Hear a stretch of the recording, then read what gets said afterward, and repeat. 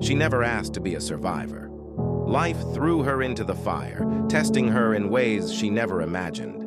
She faced challenges that could have broken her, dealt with pain she never deserved, and endured battles she didn't choose. But despite it all, she kept going.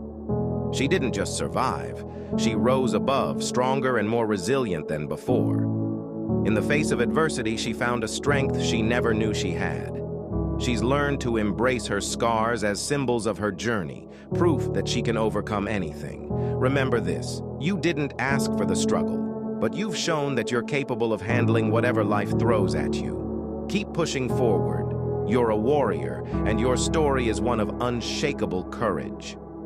If this hits home, drop a 100 in the comments or share it with the person on your mind. And don't forget to follow, because this page is for you.